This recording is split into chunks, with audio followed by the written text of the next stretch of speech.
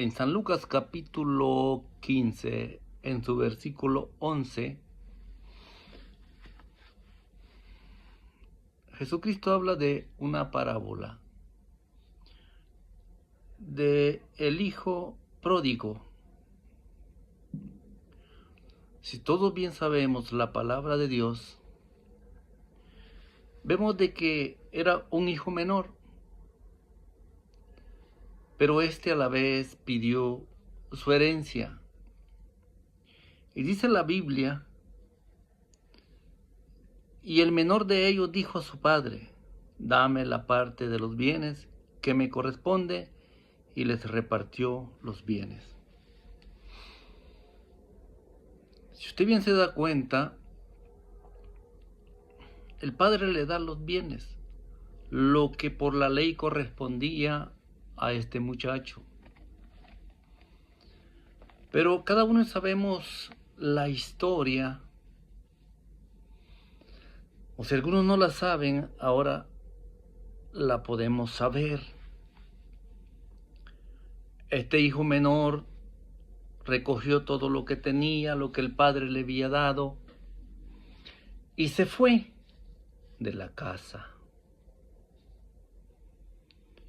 Vemos que se fue a tierras lejanas, se fue con todo el dinero o toda la posesión que ya tenía,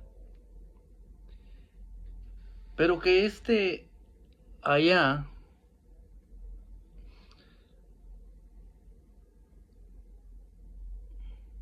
se encontró con un problema.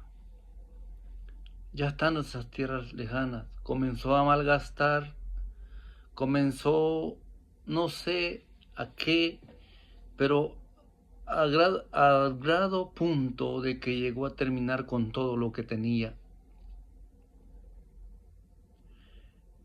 Y después comenzó a buscar trabajo. Y al parecer encuentra un trabajo de alimentar cerdos. Y que ya no le alcanzaba ni para la comida. Y quería alimentarse de lo que le daba de comer a estos cerdos.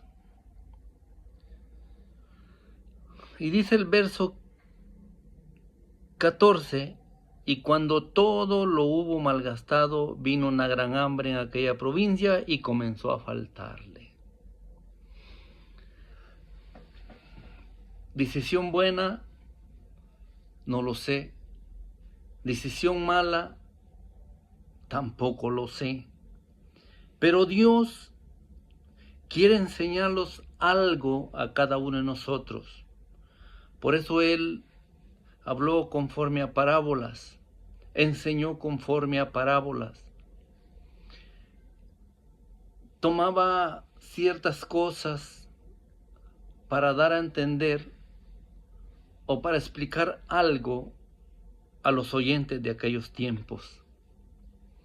Y Dios hoy en día también nos deja plasmada esta palabra y nos advierte o nos enseña qué decisiones podemos tomar usted y yo. Hay muchas oportunidades, pero Él enseña en esta parábola que cuál fue el resultado de la decisión de este hijo. Vemos que se terminó todo lo que tenía. Después vino una gran hambre a aquella provincia y él comenzó a buscar empleo. Fue una mala decisión, pero Dios nos quiere enseñar a nosotros qué decisión nosotros estamos tomando hoy en día. Y Dios nos deja que vayamos, hagamos, los caigamos, nos levantemos, los volvamos a caer. Y Dios nos deja. Pero aquí encontramos algo muy importante de la palabra de Dios.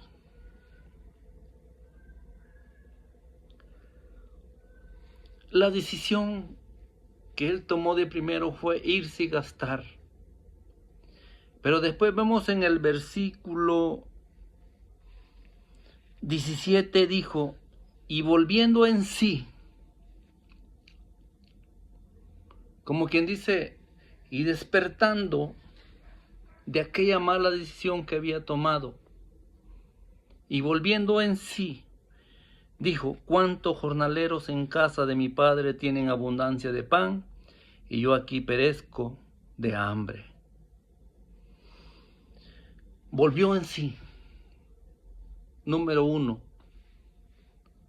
una decisión correcta. Volvió, despertó de donde estaba dormido. Otra decisión que me llama la atención, donde dice, me levantaré. Se levantó. Iré a mi padre, le diré, Padre, he pecado contra el cielo y contra ti. Me levantaré. ¿Cuántos de nosotros tenemos la oportunidad de levantarlos este día?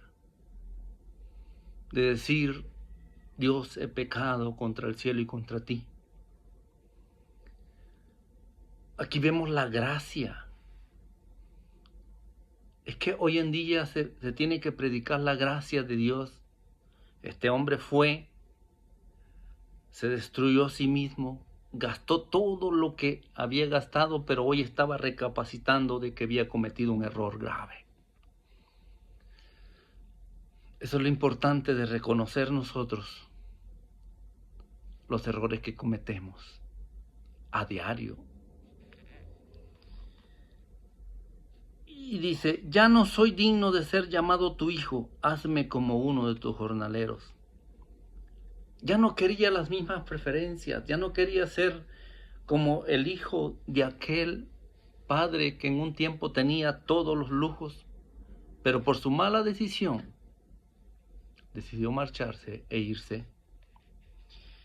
Y levantándose, no solo volvió en sí, ni se levantó, sino que vino a su padre, y levantándose vino a su padre, y cuando aún estaba lejos lo vio su padre, y fue movido a misericordia, y corrió y se echó sobre su cuello, y le besó.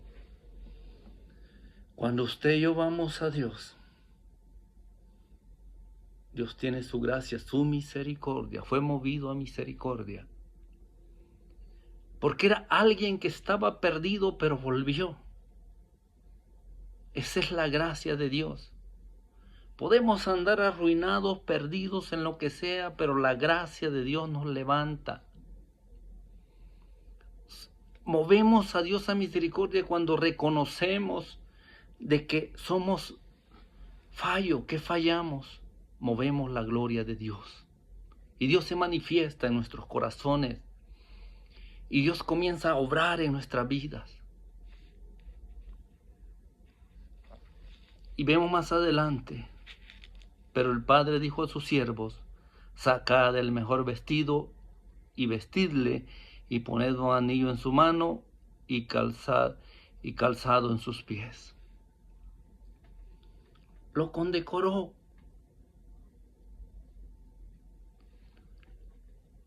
Lo llenó. Le puso calzado. Es que Dios quiere protegernos a nosotros en todos los lados cuando reconocemos de que fallamos a Dios. Él espera que nosotros cada día reconozcamos cuál es nuestra situación y entendamos de que tenemos a un Padre de misericordia. Cuánto nos ama Dios. Podemos mover el corazón de Dios cuando llegamos a Él. Y dice, y traed el becerro gordo y matadlo, y comamos y hagamos fiesta. ¿Qué dice hagamos fiesta? O sea, no dice hagan fiesta o háganle una fiesta, sino que hagamos fiesta. El padre estaba gozoso porque el hijo que había muerto volvió a la vida. No muerto literalmente, muerto espiritualmente, pero volvió a la vida. ¿Por qué? Porque reconoció de que andaba en pasos no muy buenos. Y dice el 24, porque este mi hijo muerto era y ha revivido, se había perdido y hoy y es hallado. Y comenzaron a regocijarse. ¡Qué alegría! Y su hijo mayor estaba en el campo. Y cuando vino y llegó cerca de la casa, oyó la música y las danzas. Y llamando a uno de los criados le preguntó qué era aquello. Él le dijo, tu hermano ha venido y tu padre ha hecho matar un becerro gordo por haberle recibido bueno y sano. Entonces se enojó el otro hermano y no quería entrar. Salió por tanto su padre y le rogaba que entrase. Oiga, este no se había ido, pero se enojó. Y su padre dice que le rogaba que entrase al mismo gozo. ¿Cuántos de nosotros muchas veces lo hacemos de rogar y no buscamos la misericordia de Dios, no buscamos la gracia de Dios para gozarnos juntos? Fue en del hermano mayor. Allí está la religión que aparta la gracia. ¿Por qué? Porque creemos que estar metidos en una iglesia todos los días orando y haciendo el trabajo y allí los hundimos, hermanos, te olvidamos la familia, olvidamos a quien sea y allí estamos y cuando llega algo otro que estaba muerto y ya resucitado, miramos que Dios lo eleva, lo levanta y a veces el hermano o nosotros mismos los comenzamos a sentir mal porque si acaba de venir y ya le están haciendo fiesta. Es que esa es la gracia. Usted y yo no tenemos que apartarlos de la gracia porque la gracia de Dios es eterna. Entonces se enojó y no quería entrar. El 29, más él respondiendo dijo al padre, aquí tantos años te sirvo, no habiéndote desobedecido jamás y nunca me has dado ni un cabrito para gozarme con mis amigos. Oiga, estaba dentro. ¿Cuántos de nosotros estamos dentro o hemos estado dentro y no nos alegramos cuando alguien se arrepiente?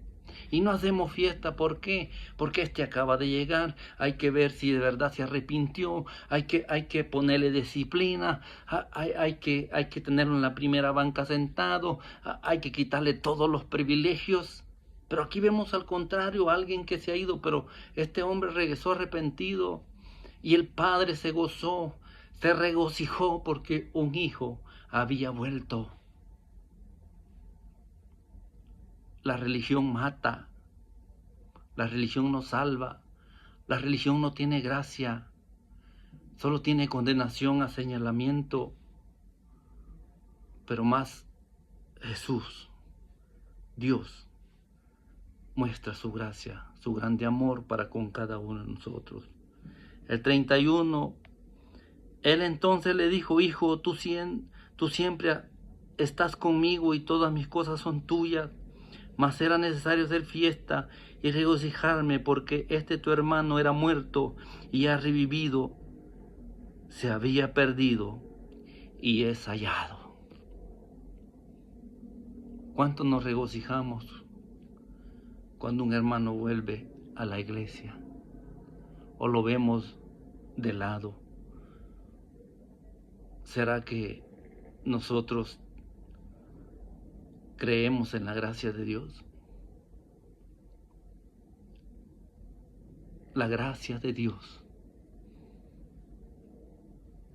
es la que hizo que este hombre recibiera méritos a pesar de que se había ido y malgastado su dinero, mas el religioso está en la iglesia y él todavía le dice, hijo, has estado conmigo todo el tiempo, no has hecho nada porque no has querido. ¿Cuántos de nosotros hemos pasado muchas veces sumidos en una iglesia, en una religión y no lo gozamos porque estamos tan incluidos, o estamos tan inspirados en las cosas de allí y los movemos por un lado, los movemos para otro no nos damos cuenta de que muchas veces estamos condenando al hermano, estamos señalando al hermano, estamos condenando al mundo entero. La gracia de Dios puede alcanzar para todo el mundo, todos o nadie. Jesús en la cruz del Calvario dijo: Padre, perdónalos porque no saben lo que hacen. Todos o nadie. Todos. La prostituta, el homosexual, el ladrón, el secuestrador. Dios tiene esa gracia para cada uno de ellos si se arrepienten de todo corazón. Y Jesús hace fiesta porque muchas veces aquel hombre que se fue no sabemos qué estuvo haciendo. No sabemos dónde se estuvo metiendo. No sabemos qué cosas hizo. Pero que sí, reconoció, volvió en sí, se levantó, fue, y el Padre lo perdonó y le hizo esta fiesta. Dios les bendiga a todos. Amén.